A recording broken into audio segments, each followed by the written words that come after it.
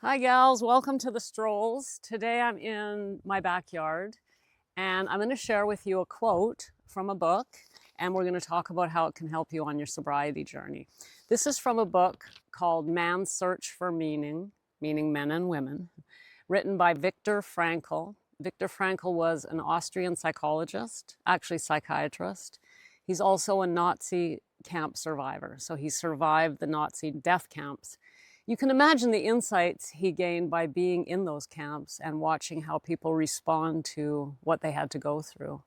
And this is a quote from his book that can change our lives so profoundly.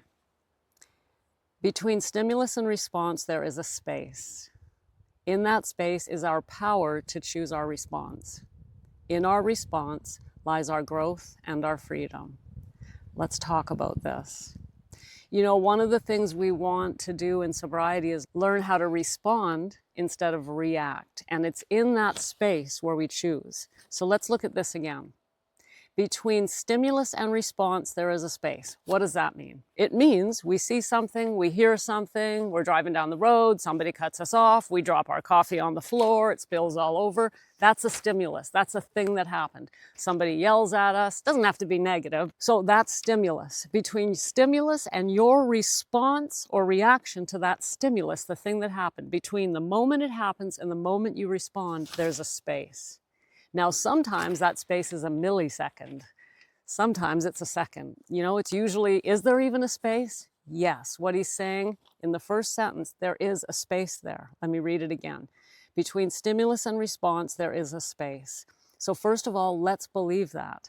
See, we think that the reaction or response is so quick that there was no time to choose. You know, I got cut off and I screamed, or I dropped the coffee and I swore. No, we have a time. There is a space. Second sentence. In that space is our power to choose our response. As long as we're aware of it and we're ready and we catch it, we get to choose how we respond to the spilled coffee, how we respond to getting cut off, how we respond to getting yelled at. There is a space, and in that space is our power to choose. Third sentence. In our response lies our growth and our freedom.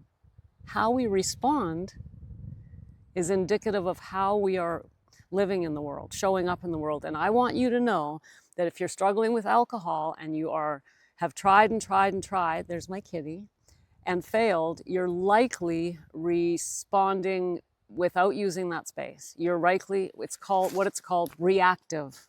Instead of responding, you're reacting. It's just autopilot. Oh, this happened, that happened. Right? One of the things that we do in sobriety, and this is not something we learn overnight, it's a journey, but it's a part of our journey. We learn to use this space. And the more we are aware of that space, the more we use it, and the more we start responding to the world instead of reacting, the more we grow. Let me read the last sentence again. In our response lies our growth and our freedom.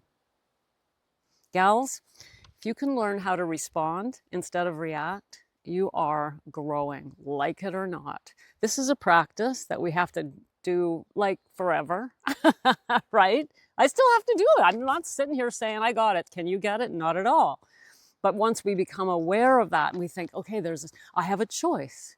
And I often teach in that space, it's a really good moment to take a deep breath. You know, or count to 10. We've all heard this, you know, most of us are grandmothers, we know, but do we use that space or do we just react? So something happens, we take a deep breath and we choose how we're going to respond as opposed to just react, and then regret. This is called emotional sobriety, emotional maturity. It's beautiful and it's such a worthwhile practice. So I hope you get to try that out. Look up Frankl if you want to. Say goodbye to Puss Puss. See you later.